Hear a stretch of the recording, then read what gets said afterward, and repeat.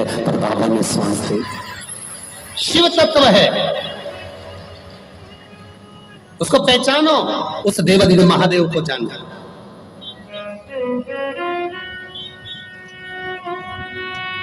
सब धरा रह जाता, अंत में डॉक्टर भी कह देते हैं कि अब हमारे हाथ में नहीं है, अब तो उसके हाथ में है।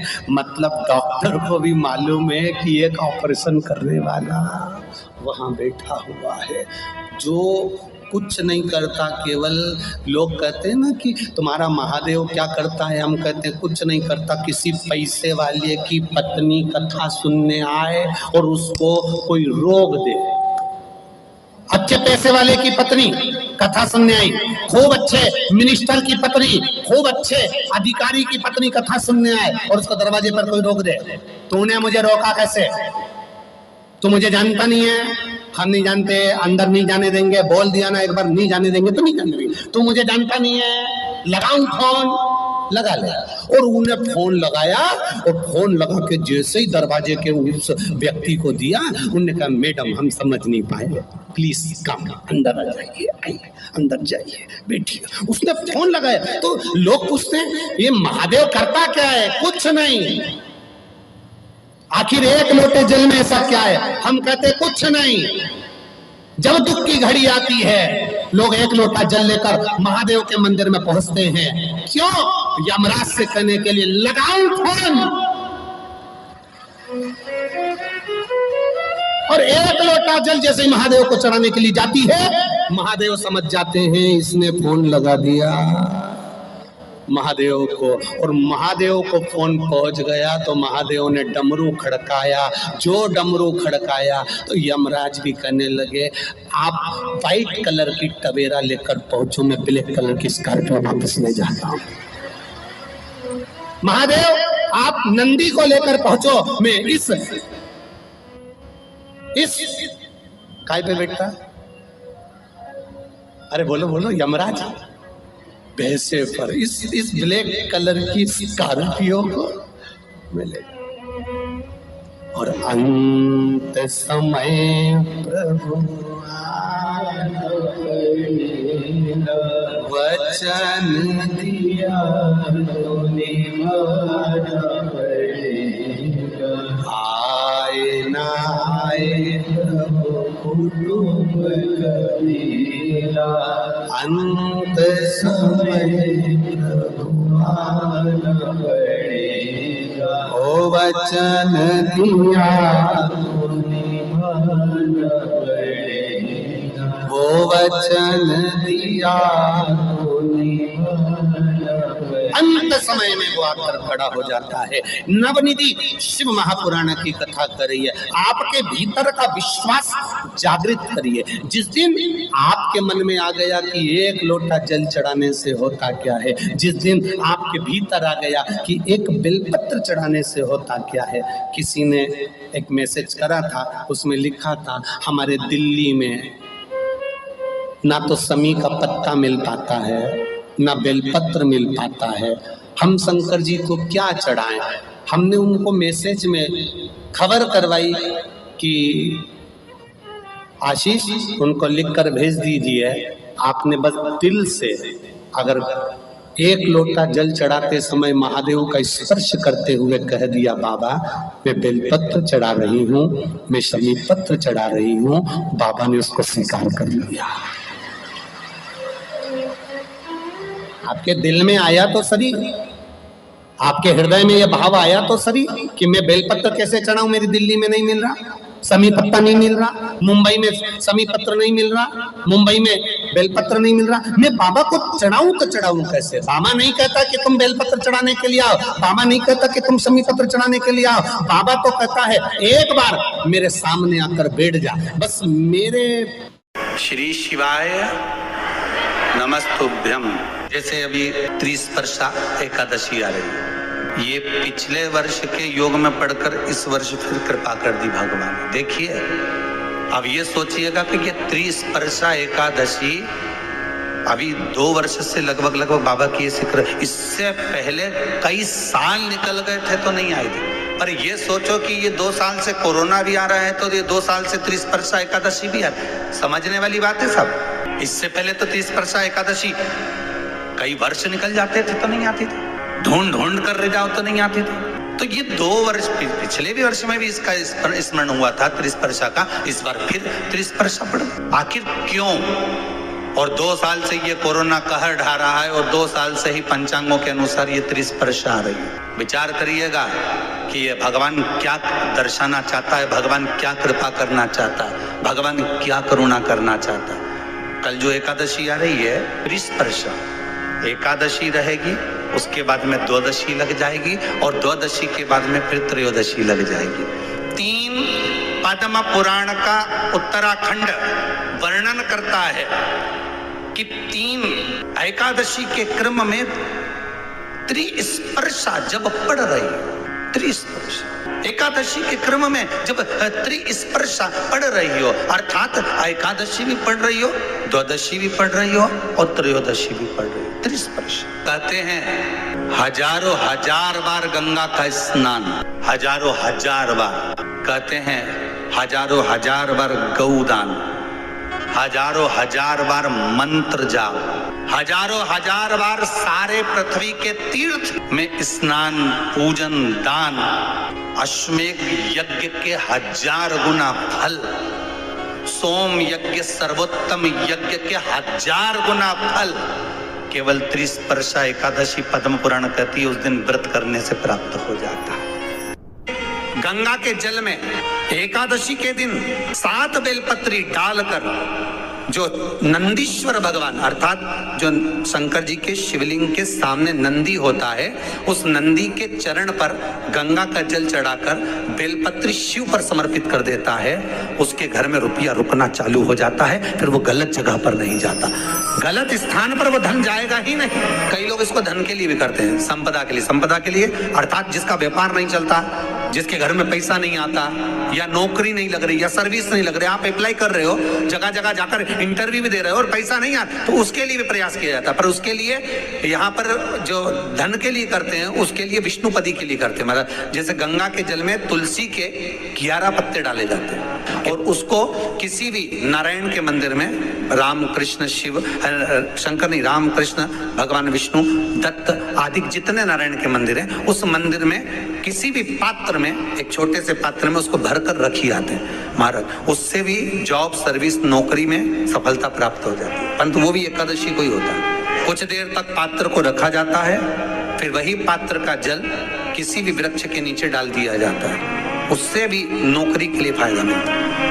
गंगा का जल कोई साधारण नहीं। बेटा अगर व्यसन में पड़ा हुआ है, मदिरापान में पड़ा हुआ है, मांसाहार में, जुए आदि में जा रहा है, तुम्हें लग रहा है कि मेरा बेटा गलत मार्ग पर जा रहा है, ये मित्र दोस्ती गलत हो रही है, वो सही जगह पर आ जाए। करना है एकादशी। जिसके यहाँ लक्ष्मी नहीं दिखती हो, पैसा घर में नहीं आता हो, बहुत चिंता लगी रहती हो, लक्ष्मी से जुड़ी हुई, व्यापार से जुड़ी हुई, पैसा आ ही नहीं गया, बहुत मेहनत कर रहे हो, सोमवार की सोमवार 5 सोमवार बेलपत्री के पेड़ के नीचे एक घी का दिया लगाना चालू कर दीजिए। शाम के साथ थोड़ी सी मिट्टी बेलपत्री के पेड़ के नीचे की उठा कर लिया, घर के अंदर लाकर इतनी सी मिट्टी लाकर पटक दीजिए। 5 सोमवार करके देखो, 6ठे सोमवार पे करने की जरूरत नहीं पड़ेगी, व्यापार अपने आप बढ़ना चालू हो जाएगा। शमी का जो पत्ता होता है, ध्यान से सुनिए, 2 बार चढ़ाओ, हफ्ते में 1 बार चढ़ाओ, तुम्हारा मन पड़े तो हफ्ते में 2 बार चढ़ाओ। ज्यादा बीमारी है, शमी का पत्ता एक शिव जी के शिवलिंग पर और एक पत्ता जहां से पानी बहकर नीचे गिरता है ना, जलाधारी में से शिव जी पे जल चढ़ाया। जैसे ये शिवलिंग, इस पर जल चढ़ाया जाता है, ये पानी बहकर नीचे आता है, तो जहां गिरता है एक पत्ता शिवलिंग के ऊपर और एक पत्ता जहां से जल नीचे गिरता है वहां। अगर ज्यादा बीमारी है और ऐसा लग रहा है कि डॉक्टर कह रहे हैं कि तबीयत ज्यादा खराब हो सकती है, जांचे जाएगी, ये होगा वो होगा, तो एक पत्ता शमी का ऊपर, एक पत्ता जलधारी जो बहकर नीचे आती है। आप अगर शमी के पत्ते को नहीं चढ़ा सकते, महीने में 1 बार या 2 बार शमी का पत्ता शंकर के ऊपर अवश्य समर्पित करना चाहिए। क्यों? शरीर में अगर कोई बड़ी बीमारी आने वाली होती है तो बाबा उस विष को समाप्त कर देते हैं, मात्र शमी का पत्ता समर्पित कर देते हैं। पर चढ़ाना शमी का पत्र रोग मुक्ति के लिए जब चढ़ाया जाता है तो भगवान शंकर का अवधूतेश्वर महादेव का नाम लेकर चढ़ाया जाता है। कौन सा महादेव?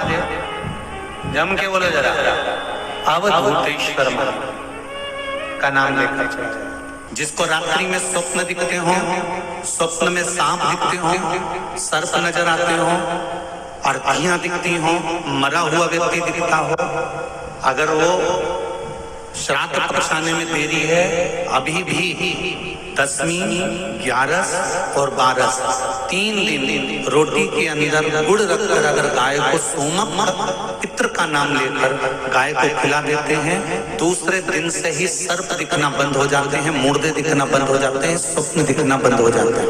रात्रि को चैन से सो। जिसको पूरी रात स्वप्न एक फिल्म की तरह चलते रहते हैं, एक खत्म हुआ जैसे सोए, रात को 10 बजे स्वप्न चालू हो गया, ये हो गया, वो हो गया, स्वप्न चलते चलते चलते चलते चलते चलते सवेरे की नींद खुल गई, तब तक स्वप्न चल रहा है। ऐसे व्यक्ति को भी सोमक पितृ का ध्यान करना चाहिए। जिसका गर्भ 4 महीने चढ़ा, 2 महीने चढ़ा, 3 महीने चढ़ा, फिर गर्भ गिर गया, 1.5 महीने 2 महीने गर्भ चढ़ा, फिर गिर गए, तो सोमक पितृ का स्मरण कर कर घर का जो मटका होता है, परिंदा होता है, पानी का स्थान होता है, वहां पर एक घी का दिया लगा दिया जाता है। उस घी के दिए पर सोमक के नाम से दिया लगाकर उस पर प्लेट टेढ़ी रख दी जाती है, जिसपे कालोच आ जाता है। उस कालोच को जो नारी का गर्भ ठहरा है और वो गर्भ अगर बार बार गिर रहा है तो नारी को उस कालोच का उदर भाग पर तिलक लगा दिया जाता है सोमक पितृ के नाम से। उस नारी का दूसरी बार गर्भ नहीं गिर सकता, वो बच्चा पूर्ण पैदा किया, पूर्ण जन्म।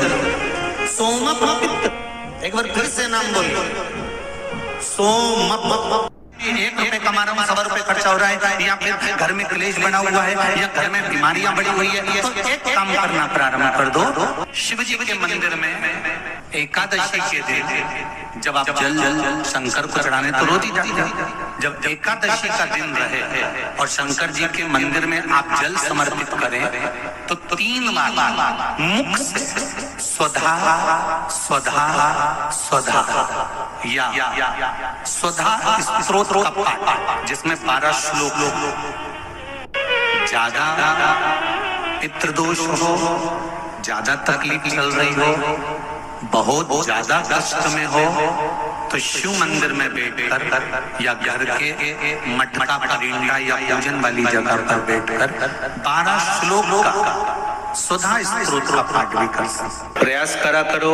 अगर घर में संपदा लक्ष्मी नहीं आ रही हो, व्यापार व्यवसाय नहीं चल रहा हो, नौकरी सर्विस नहीं मिल रही हो, बहुत तकलीफ हो, 7 बेलपत्री केसर को घिसकर चंदन बनाकर बेलपत्री पर बीच वाली पत्ती पर ओम लिखना है। दोनों पत्तियों पर भी एक आदिशक्ति जगदम्बा के नाम की केसर की बिंदी लगाना है, दूसरे में श्री गणेश रिद्धि सिद्धि के नाम की बिंदी लगाना है। शिव जी पर समर्पित करते जाना। विष्णु पुराण कहती है, श्रीमद् वल्लभाचार्य जी वर्णन करते हैं, मेरे वल्लभ कहते हैं कि वल्लभ कुल की एकादशी करो, भले बकरी जैसे चरो, पर एकादशी करो। हमारे यहाँ तो शास्त्र कहता है एकादशी का व्रत भी करो तो मुंह उतार के मत करो रे। कोई फूल अगर मुरझा जाता है तो भगवान को नहीं दिया जाता, कोई फल बेकार हो जाता है भगवान को नहीं दिया जाता। तुम्हारे व्रत वाले दिन तुम्हारा मुंह उतरा रहेगा तो भगवान उसको स्वीकार करेगा। इसलिए बकरी जैसे चरो और एकादशी करो। जेब में भर लो मूंगफली का दाना, काजू इधर, मूंगफली का दाना इधर, खिचड़ी भी बना लो, मोरधन भी बना लो, चिप्स तल लो, पापड़ तल लो, और जो पपीता, सेव, फल, केला जो जो है सब लिया फ्रिज पे, वॉशिंग मशीन पे खाएगी। सुबह आधा किलो दूध की रबड़ी बना के खा ली तो पति मन में सोचा फिर भी आवाज नहीं निकल रही, फिर अभी क्या खाएगी? खिचड़ी बनाई है और बादाम तल्ली थोड़ी सी, और आधा किलो पपीता रखा था वो कतर लिया, और थोड़ा सा रायता बनाया बादाम का, अच्छा ठीक है, और चिप्स तल्ली, और आलू भी तले हैं, ठीक है। फिर शाम को मोरधन की खीर और सेव फल, चीकू और आगरे का पेठा और राजगिरा की पूड़ी, ठीक है। फिर रात को अभी आधा किलो दूध मंगवाई, थैली गरम करके उसमें थोड़ी सी ड्राई फ्रूट्स डाल के मखाना पीस के उसकी खीर बना लो, बस केवल खीर नहीं, पपीता रखा है। पति भी बोला तेरे जैसा व्रत तो दुनिया में कोई नहीं। दंडवत है ऐसी एकादशी माता को जो इतनी जोरदार एकादशी करी है।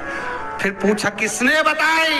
शिवर वाला महाराज, याद रहे। फिर तो पति भी बोला खूब चरो एकादशी को, कौन मना करे, प्रेम से करो। तो दोस्तों